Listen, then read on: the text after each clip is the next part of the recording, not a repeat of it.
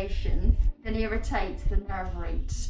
So that's what gives you your sciatic type pain. And right is, I assume that these nerves are going to my right hip and leg. This is by far the right. The left is super rare. It's all right for me. And that's why it says it narrows this little right recess. Yeah. It touches, but it doesn't displace or compress the traversing L5 nerve roots. And then it said mild bilateral exit foramen is also seen, but no significant central canal, so it's not blocking the spinal cord, and that it's not also squashing it completely. So there's kind of about 4 lines on that, so that kind of explains to you that he's probably your worst level. And then classically we always find is on this L5S1 and the L5 onto the sacrum, it said that there's a shallow broad-based disc bulge with an annular tear, no significant central canal stenosis, lateral recess or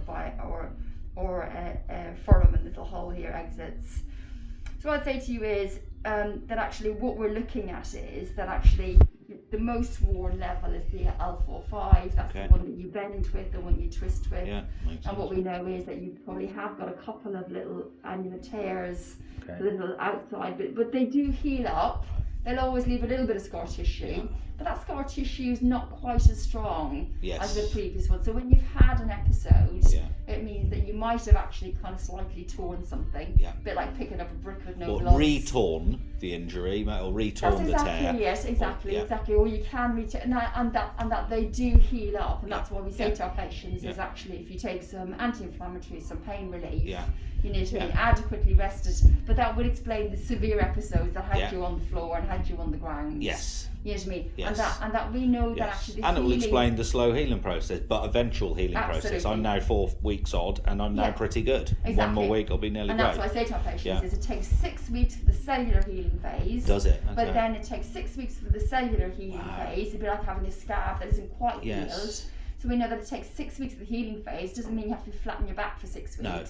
But it does mean that you know that actually you're probably a bit vulnerable to kind of just tearing it again unless you let it heal up. Wear my strap, say, for the 6 weeks when doing most bits. Exactly. Do you think? Yeah, exactly. So I think be very sensible during an acute phase. But what we also know is it takes 6 weeks for the cellular healing phase, but it takes up to 12 weeks for the actual rehabilitation process. So what the MRI obviously scan doesn't tell you is that when you get that pain, all the deep stabilizing muscles switch off. And when all those deep stabilizing muscles switch off, they don't switch back on again until you actually start to rehabilitate them and exercise them.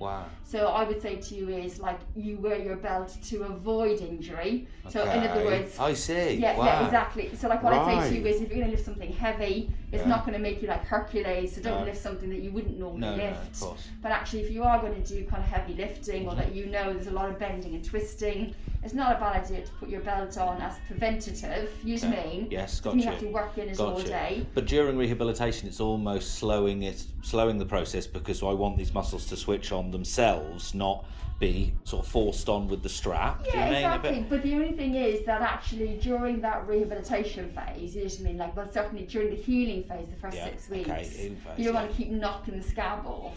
So actually, we would say that probably is not a bad idea to kind of actually wear your belt while you're healing up. Like it doesn't really flatten your back.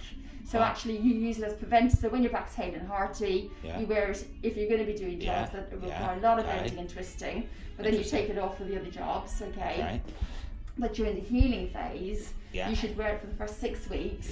So have an episode, I should then wear the strap quite a lot. Absolutely. For the first 6 weeks. Absolutely, and that's just to protect it so that while it's healing and that you're working, that you're not going to re-injure it. Okay, and then what I say to our patients is that normally then follows kind of about 6 weeks of, you know, like you start the rehabilitation quite early, doing some core exercises. Have I given you some core ones? No, that's what we'll do and do a couple of tips on that. That'd be great.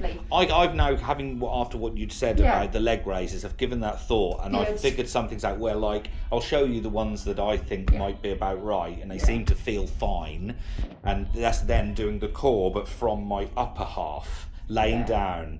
So if I lay down and do crunches or little heel touches like this gently, that's working all the way around here. It's not doing the back though, the lunges were gently doing my back, but I'll get your feelings on this too. What we'll do is I'll show you what exercises you should